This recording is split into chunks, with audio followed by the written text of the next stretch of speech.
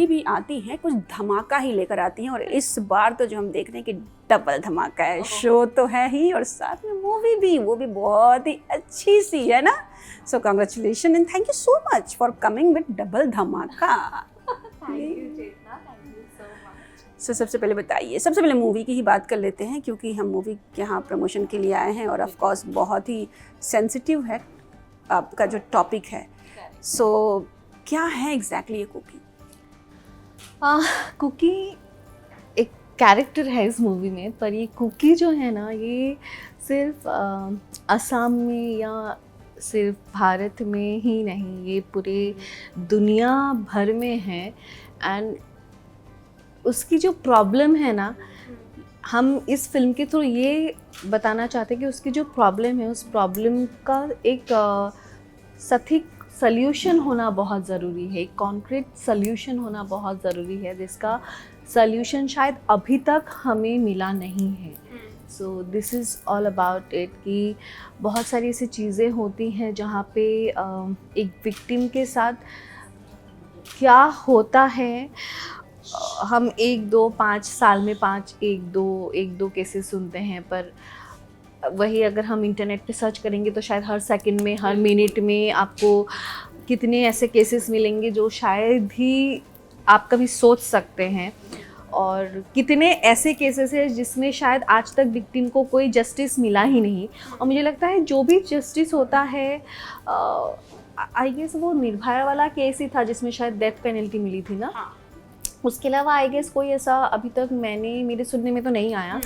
But so जो ऐसे victims होते हैं उनके दर्द को तो कोई नहीं कम कर सकता, पर इस मूवी के थ्रू हम ये बताना चाहते हैं कि एटलीस्ट ऐसा कुछ करे कि जिसके वजह से विक्टिम के साथ तो जो हुआ पर एटलीस्ट वो अक्यूज्ड या उस जैसे और भी जो लोग हैं वो ऐसी हेनियस क्राइम करने से डरे या सोचे 10 बार 100 बार कि ये हम नहीं कर सकते।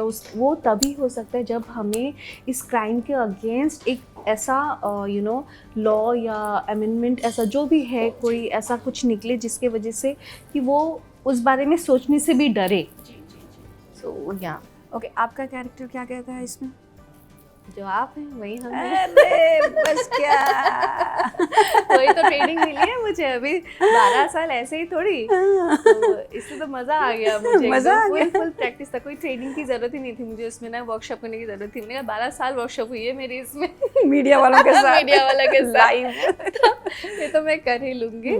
सो यस, सो कहीं ना कहीं वहाँ पे वही एक जर्नलिस्ट की भी मजबूरी दिखाई गई है कि जहाँ पे वो बहुत कुछ करना तो चाहती हैं या कहना चाहती हैं, बट आपसे ज़्यादा कौन ही से बच सकता है कि जैसे वही से आ गया एक फ़ोन, देखो चेतना तुम ये नहीं बोल सकती, तुम ये बोलोगी, तुम ये नहीं कर सकती, तुम ये करोगी। तो ऐसे मेरे साथ भी उस मूवी में हुई है बहुत सारी चीज़ें जहाँ पे मेरी हाथ बंधे हुए थे और जहाँ पे मैं चाह के भी बहुत सारी चीज़ें नहीं कर पाई हूँ।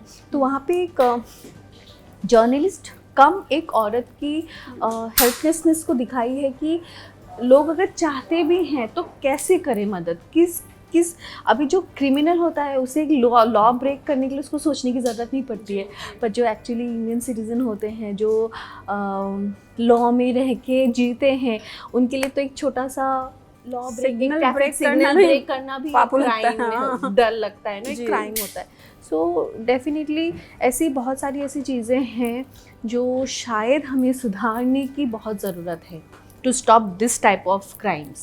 तो हमारे ऊपर भी थोड़ा ऐसा सिंपैथी जैसा फील हुआ रहेगा ना जर्नलिस्ट पे। हाँ, मुझे लगा बेचारे कितना मेहनत करते। नहीं तो मैं तभी समझ गई, मैंने कहा नहीं ये बेचारे ये कुछ नहीं करते, जो करते हैं बॉसेस ही करते हैं। Okay, no comments. बढ़िया है, टॉपिक बहुत बढ़िया है देवो। और क्या खास लगा आपको ये चूज़ करने का, एक कैरेक्टर और द एंटायर कॉन्सेप्ट की एक सोशल कॉज जैसा है जहाँ पे आप अवेयरनेस फैला रहे हैं, आप बता रहे हैं लोगों को इस फिल्म के ज़रिए। So what was the main point? So पहली बात तो स्टोरी जब मैंने सुनी थी तभी मुझे बहुत अच्छी लगी थी, क्योंकि वो टॉपिक ही इतना स्ट्रॉन्ग और सेंसिटिव है कि आई गेस किसी को भी कोई भी आई थिंक मना नहीं कर सकता है अगर ये रोल ऑफर हुआ होगा तो। एंड टॉप ऑफ इट जैसे आपने कहा कि एक अवेयरनेस है, सो येस, क्योंकि बहुत time awareness in the sense कि जैसे लोगों को पता है, पर पता होने के बावजूद भी आज भी मतलब हो सकता है अगर हम लोग 100 लोग हैं, 100 लोग में से आज भी 50 लोग शायद कैंडल जला के उस लड़की की सपोर्ट करेंगे, पर 50 लोग वही होंगे जो उसके स्पेशली आसपास के लोग होते हैं जो उसका जीना हराम कर देंगे, यू नो। वो जिस हैरेसमेंट से गुजरी है उससे भी ज़्यादा हैरेस वो आसपास के लोग कर देंगे, as if like she is the accuse not the victim. Victim को ही अक्यूज बना देते हैं। बहुत सारे ऐसे हमें सुनने में आती है बहुत बार, यू नो, कि उसने ऐसे कपड़े पहने थे, उसने रात को निकल गई, वो क्यों ऐसे जाती है, क्यों ऐसे बात करती है, कितनी सारी बातें हुई थी। करेक्ट, बिकॉज वो लोग इस तरीके से बात इसे कर पाते क्योंकि उनके घर पे ऐसे इंसिडेंट्स हुए नहीं हैं। जाके उनके घर पे देखो, पूछो कि, और उसके बाद भी हमारे बहुत सारे से डिबेट हुए हैं कि बाबा एक 4 साल की बच्ची, 5 साल की बच्ची, 6 साल की बच्ची के साथ जब वो विक्टिम होते हैं तब भी मतलब आई डोंट नो कि किस तरीके की वो लोगों की मानसिकता होगी या अपब्रिंगिंग होगी जो ये सब चीज़ों में विक्टिम को ही अक्यूज़ बनाते हैं। बट एनीवे, एंड सेकेंड चीज़ ये थी कि मुझे अच्छा लग रहा था कि फिल्म ही पूरा आसाम में शूट हो रहा था। नाइस कनेक्शन, मेरी कनेक्शन था, तो वो डेफिनेटली आसाम तो हमेशा दिल के करीब ही रहेगा मेरा, कुछ भी हो जाए। वो एक मेरा था कि अरे चलो अभी काफ़ी टाइम के लिए एटलीस्ट मैं 15-20 दिन के लिए आसाम में जाके रहूँगी एंड शूट करूँगी, एंड या that was kind of thing कि हाँ चलो आसाम में शूट। तो आसाम का आपने सबसे ज़्यादा क्या एंजॉय किया शूटिंग के दौरान? मुझे सब अच्छा लगता है, मैं सच्ची बताऊँ, मैं आसाम में ना लैंड करते ही, अभी लोगों को ये चीज़ पता नहीं होता है, लोगों के साथ नहीं होता है या समझ में आता है, पर मुझे ना होता है, मुझे ना एक मिट्टी की ना, एक हवा की ना एक खुशबू आती है, होता है ना, एंड आई लव दैट। उफ, जब मैं फ्लाइट से उतरती हूँ, जब गाड़ी में बैठती हूँ घर पे जाने के लिए, मैं कभी भी एसी पे नहीं बैठती, मैं ना विंडो ग्लास निकाल के ही मतलब उसका पूरा हवा लेते लेते मैं घर जाती हूँ, मुझे इतना अच्छा लगता है। एंड सो येस, मुझे वहाँ पे जाके मैं लिस्ट बनाती हूँ मुझे खाना क्या है, बिकॉज ऐसे बहुत सारे वेजिटेबल्स हैं, बहुत सारे ऐसे डिशेस हैं जो मुझे यहाँ नहीं मिलती है, तो सब मुझे मिलता है वहाँ पे। सो सब लिस्ट बनाती हूँ कि आज मार्केट जाऊँगी, मम्मी को तो पहले से बोल के रखती हूँ आज ये ला के रखना, ये तो घर पे जाके वहाँ पे कुछ ऐसे बेकरी आइटम मिलते हैं जो यहाँ पे नहीं मिलती है। तो मुझे वो बेकरी आइटम्स खानी होती है। So yes, the food. और उस टाइम पे ना बिहू का ही टाइम था जब हम ये शूट कर रहे थे, तो बिहू के सारे आइटम्स मिल रहे थे उस टाइम पे। एंड इवन शूट पे, क्योंकि शूट तेजपुर पे हुआ था, एंड लिटरली ऐसे बहुत सारे आजकल मूवीज़ बनी है जहाँ पे छोटे मोटे थोड़े बहुत असम के बारे में दिखाया होगा, पर इस मूवी में बिगिनिंग टू एंड आपको सब कुछ असम का दिखेगा, क्योंकि पूरा क्रू ही असम का था, पूरा यूनिट असम का था। एंड नॉर्थ ईस्ट से आई गेस ये शायद पहली कोई मूवी होगी जहाँ पे इतने अच्छे से वर्ल्ड वाइड मतलब अभी असम को इतने अच्छे से दिखाया जा रहा है। सो या तो वो मेरे लिए बहुत स्पेशल। गेन कितना किए जो आप इतनी खाने की जो बातें कर रही हैं, अपना घर अपना सिटी, गेन नहीं हो पाया वो गेन नहीं हो पाया था, क्योंकि 12 घंटे का शूट था, तो जितना खाती थी वो शूट पे इधर से उधर भागते भागते ही निकल जाता था, तो मेरा दोनों बराबर हो जाता था कार्डियो के साथ। सो येस, इसलिए, और कभी खाते भी हूँ तो जी भर के खाती हूँ, कि मुझे पता है कि मेरे लिए इट्स लाइक हाँ ठीक है, गेन ही 1-2 किलो किया है, मैं 2 दिन में ही कम कर लूँगी। So I know that I am talented, उसमें कोई डाउट ही नहीं है। सो इसके लिए ज़्यादा नहीं सोचती मैं वेट गेन के बारे में। अवेयरनेस की बात तो हो गई, लेकिन अभी तो आप आशीर्वाद भी दे रही हैं। मैंने बोला ना डबल धमाका। हाँ, अभी तो मैं आशीर्वाद भी दे रही हूँ, उसके लिए मैं आपको कल दूंगी। कल आशीर्वाद दूंगी सबको। और पता है ना छठी मैया किसके लिए हैं, किसको आशीर्वाद देती हैं? So she loves kids, she loves बच्चे। हाँ दैट आई नो। हाँ, तो आप सबके बच्चों के लिए कल मैं आशीर्वाद। अरे हम भी किसी के बच्चे हैं, हमको भी आशीर्वाद देना। But I was going like playing a Devi character जो एक गॉडेस है। पता नहीं है, मैंने कभी सोचा नहीं था honestly, I never thought about it. But ना सडनली आउट ऑफ नोवेयर मेरे ना, एक्चुअली उसी टाइम पे मेरे 2 शोज़ की बात चल रहे थे ऑनेस्टली, और दोनों शोज़ ऑलमोस्ट मेरे डन थे। एक का तो ऐसे थोड़ा बहुत न्यूज़ आ भी गया था, बट देन मैंने कुछ इतना नहीं दिया तो वो बंद हो गया न्यूज़ आना, उसका न्यूज़ आ ही गया था ऑलमोस्ट। तो तो मेरे थोड़े हेल्थ रीजंस भी थे ऑनेस्टली, उसके वजह से मैं वो नहीं कर पाई, क्योंकि उस पर डेडिकेटेडली मुझे थोड़ा ज़्यादा टाइम देना पड़ता और डेज देने पड़ते, और कंपैरेटिवली इसमें थोड़ा कम। एंड और मैंने किसी को बताया भी नहीं था, बट सडनली मेरे एक फ़ैन ने मुझे, not fan, she is like my family only I could say, उसने मुझे ऐसे बोला, यार देवो ना, आई रियली वांट तो ना कुछ देवी वाला रोल कर। मैंने कहा अच्छा मैंने कहा अरे ये टेलीपैथी हो गया है मेरे साथ, और मैं एक्चुअली कंफ्यूज भी हो रही थी, but then after some point when I know कि मैं इतना टाइम नहीं शूट कर सकती, इतना टाइम नहीं दे सकती because of my some reason, तो मैंने ऐसे भी डिसाइड कर लिया था कि मैं छठी मैया ही करूँगी, ये नहीं करूँगी। And also I wanted to explore that side, क्योंकि मैंने कभी किया ही नहीं है पहले, कुछ नया है। और टॉप ऑफ इट मेरे लिए एक और रीज़न था, क्योंकि छठी मैया आज तक टीवी में आई ही नहीं है, तो मैंने कहा इससे बड़ी अच्छी चीज़ और बात क्या हो सकती है कि एक तो मेरे लिए एकदम नया फील्ड है देवी वाला, और मेरे अंदर ना वो आया भी कब था ना कि कभी ना कभी तो ऐसा कुछ करूँगी, जब मैंने पता है वो कलर्स में शिव शक्ति आती है, पार्वती और शिव की, तो तभी मेरे ना दिमाग में आया था यार मुझे तो करना है ऐसा कुछ, मैं करूँगी ज़रूर। सो यू नो वो आई गेस थॉट प्रोसेस कहीं ना कहीं यहाँ पे मैनिफेस्ट हो गया। एंड छठी मैया के बारे में तो मैंने बचपन से सुना है, क्योंकि हमारे घर के बाजू में कॉलोनी में रहते थे, तो कॉलोनी में सारे यू नो जगह के लोग रहते हैं यहाँ, सो आई नो छठी मैया के बारे में एंड छठ पूजा के बारे में, बट मुझे ये बहुत सारी चीज़ें नहीं पता चली थी जो मुझे शो के थ्रू पता चली है। बट या so that is the thing कि हाँ चलो यार करते हैं, let's see, let's give it a try. तो ये जो देवी वाला कैरेक्टर प्ले करते हैं ना, तो आपने अक्सर देखा होगा कि जो भी एक्ट्रेस करते हैं उनको नेक्स्ट शो भी वही देवी ही बन जाती हैं, और देवी के बहुत सारे ऑफर्स आते हैं बैक टू बैक।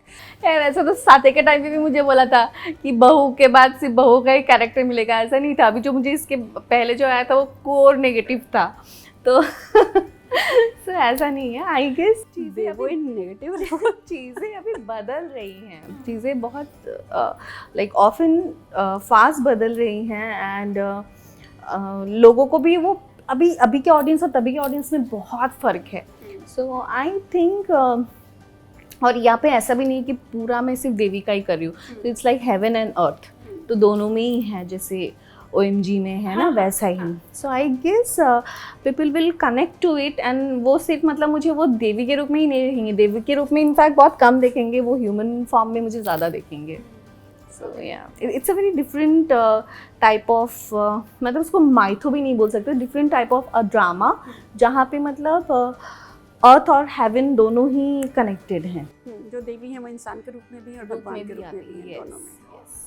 अच्छा, साथ ही एकदम हाई रेटेड, मतलब ऐसा है ना कि लोग अभी भी उसके तो मीम्स बन के लोग, आई गेस कोई भी एपिसोड्स कुछ भी एक भी डायलॉग शायद साथिया का बचा नहीं होगा जिसमें मीम नहीं बना होगा। So that's okay. आप एंजॉय करती हैं? मैं बहुत एंजॉय करती हूँ। मैं तो खुद रिपोस्ट कर देती हूँ स्टोरी पे। मुझे लोग बोलते हैं खुद का मीम खुद रिपोस्ट करती है। मैंने कहा मुझे हंसी आई तो मैंने रिपोस्ट कर दिया। अभी मुझे जब हंसी आई तो और 10 लोगों को आ सकती है ना।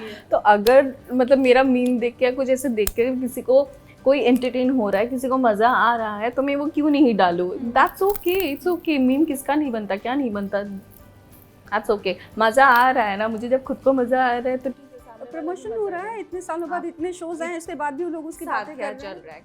Correct definitely. बट उसके बाद क्या आप थोड़ी सी चूजी हो गई हैं प्रोजेक्ट्स को लेकर? मतलब बहुत कम दिखती हैं आप उस हिसाब से, अगर मैं बोलूँ तो। चूजी बोलो तो कहीं ना कहीं येस डेफिनेटली, बट बीच बीच में जो थोड़े बहुत जो मैंने किए हैं, अभी जैसे रिसेंटली लास्ट ईयर दिल दिया गल्ला कर रही थी, तो वो कैरेक्टर मुझे बहुत अच्छा लगा था, बट अनफॉर्चुनेटली वो शो ही बंद हो गया था। सो येस, बहुत टाइम ऐसा हो जाता है कि ऐसा नहीं है कि सिर्फ प्रोडक्शन हाउस ही आर्टिस्ट को चूज़ करते हैं। I guess by God's grace मैं आज इस पोजीशन पे हूँ जहाँ पे मैं डिसाइड कर सकती हूँ मुझे इस प्रोडक्शन के साथ काम करना है या नहीं है। तो वहाँ पे मैं कहीं ना कहीं चूज़ी हो जाती हूँ। ऊपर से क्योंकि बहुत बार हमें कितने आजकल न्यूज़ आते रहते हैं, साल भर के पेमेंट्स नहीं आए हैं, साल भर में ये प्रॉब्लम, मैं ऐड करने वाली थी जी, साल भर में वो प्रॉब्लम होते हैं। तो इसके लिए येस आई मेक श्योर कि मुझे जिन प्रोडक्शंस के बारे में पता है कि ये अच्छे हैं या कोई प्रॉब्लम नहीं है इनके साथ। सो येस, मेरे वैसा होता है थोड़ा, वहाँ पे मैं चूज़ी हो जाती हूँ। ऐसा ही नहीं कि बस काम आया है तो कर लो, मैं नहीं करती वैसा। और अगर मुझे लगता है कि ये कैरेक्टर मैं जस्टिफाई कर सकती हूँ या सही है, तो मैं यस वो कैरेक्टर मैं लेती हूँ। तो कहीं ना कहीं मतलब भगवान ने, लोगों ने, सबने उतना दिया है प्यार, या उतना मैं आज स्टेज पे हूँ जहाँ पे आई कैन चूज़ कि मुझे क्या करना है। So why not. And I think Covid के बाद जो हुआ है ना कि रेट्स बहुत कम हो गए पर डे वाले, ये भी एक रीज़न हो गया है हाँ, एक्ट्रेस के शो ना करने का। Yes yes absolutely. मतलब आई अंडरस्टैंड कि कोविड के टाइम पे कट डाउन हुआ है, but then it has gone. Covid जाके भी सारी चीज़ें बदल गई हैं। And I understand at some point, क्योंकि टीवी में जब भी जैसे चैनल्स के पैसे होते हैं तो उस हिसाब से बहुत सारे डाउनफॉल आए हैं। द मोमेंट चैनल्स ने जब भी रेट अपनी इंक्रीज़ की है तो उस टाइम पे भी बहुत सारे डाउनफॉल आए हैं, बहुत सारी चीज़ें बदली हैं। आई अंडरस्टैंड, बट आप फिर भी यू कांट डिडक्ट कम्प्लीटली 50%। कि किसी को अगर आप मान लो एनीवे कर रहे हो तो आप फटाक से आप 50% नहीं डिडक्ट कर सकते हो, यू नो। उसमें भी एक म्यूचुअल अंडरस्टैंडिंग होना ज़रूरी है। सो येस, कहीं ना कहीं मेरा वो भी रीज़न था ऑनेस्टली कि बहुत सारे शोज़ मैंने मना किए हैं बजट के लिए, क्योंकि ऐसा नहीं है कि मैं आपसे 5 लाख रुपए मांग रही हूँ per day, but still I have my limit कि इसके नीचे मैं नहीं कर पाऊँगी। जब मैं आप उस हिसाब से मैं रिस्पेक्ट दे रही हूँ कि चलो आपका ये प्रॉब्लम है, आप इतना नहीं अफोर्ड कर सकते, बट एटलीस्ट मेरा जो है बजट उसको भी आपको रिस्पेक्ट देना पड़ेगा। It has to be mutual. What about OTT trend है, और जो बॉलीवुड और टीवी के बीच का जो ब्रिज बना है, और इतने ऑप्शंस है ना। जिस दिन कुछ अच्छा आ जाएगा ना मैं कर लूँगी। अभी तो कुछ ऐसा अच्छा वैसा वाला कुछ ऑफर ही नहीं आया है कि जिसको ना मैं से सुन के मैं ना हाँ भाई मैं तो कर रही हूँ भाई। तो आई am just waiting, and I am sure कि ये भी एक ना एक दिन मैनिफेस्ट हो ही जाएगा मेरा। So I am just waiting for that right time and the right role. Any limitations that for not doing intimate scene or हाँ, वही मेरा एक है, क्योंकि जो भी मुझे आए थे ऐसे ही मतलब थोड़े इंटीमेट सीन्स के लिए ही आए थे, and which I am not comfortable, I am really not comfortable. और बस उसे छोड़ के बाकी जहाँ पे जो अच्छे, क्योंकि बहुत अच्छे अच्छे कंटेंट हैं यार। इट्स नॉट नेसेसरी कि इंटीमेट कंटेंट्स हो तो ही वो शो या वो वेब अच्छा जा सकता है। तो इसके लिए, और अभी तक जब वेट की हूँ उसे माइनस करके, तो आगे भी करूँगी। एंड आई एम श्योर आज नहीं तो कल जैसा मैं चाहती हूँ वैसा स्टोरी, वैसा सब कुछ 100% I will do. Big boss इस बार अनिल कपूर होस्ट कर रहे हैं। क्या बात कर रही हो? ओटीटी वाला, आपको नहीं पता? अच्छा, नहीं मुझे नहीं पता यार। अरे ओटीटी वाला? हाँ, 3। अच्छा, how do you see that? पर मैंने तो सुना है उसका सब्सक्रिप्शन आ गया है अभी, कुछ तो सब्सक्राइब करना पड़ेगा। मैं नहीं देखने वाली। कौन सब्सक्राइब करके देखे झगड़ा? मैं देखने वाली। सब्सक्राइब करके वो भी झगड़ा मैं नहीं देखने वाली। बट जाएंगी अगर फिर से बुलाया तो? नहीं बाबा, हो गया बस मेरा। I am done and dusted. हर एक चीज़ का एक ना चैप्टर होता है, उस चैप्टर को ना क्लोज करना बहुत ज़रूरी है। अगर चैप्टर क्लोज नहीं करोगे तो आगे बढ़ोगे कैसे?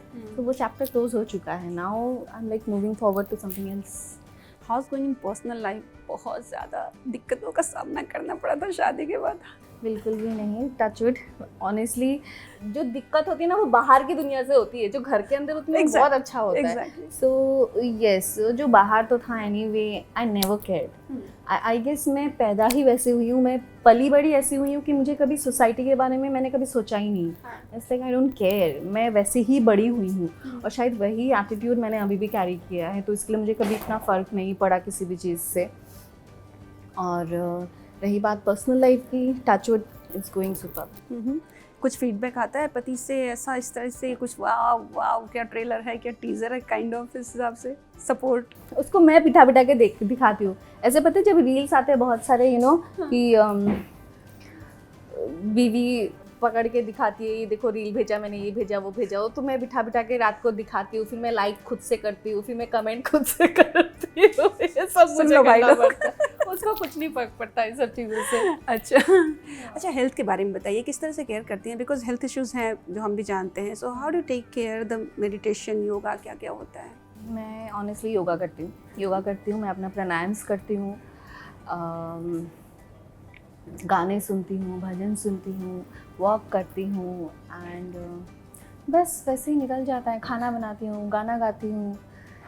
आई guess yoga and pranayama are something जिससे आप ऑलरेडी फिट हो जाते हो एंड आई मेक श्योर कि दिन में वॉक इज़ मस्ट, सो वो मैं काउंट रखती हूँ कि मैं कितना वॉक मैंने किया है। सो या दैट कीप्स मी, गाती भी तो आप भजन अच्छा गाती हैं। That's keeps me healthy. पर अभी नहीं गा सकती, अभी तबीयत बहुत ख़राब है मेरी, नहीं नहीं, अभी नहीं गा सकती। बिल्कुल नहीं, बिल्कुल नहीं। What are the next lastly? Chhathi Maiya तो है। कल तो आ रही होगी ना वहाँ पे? यस।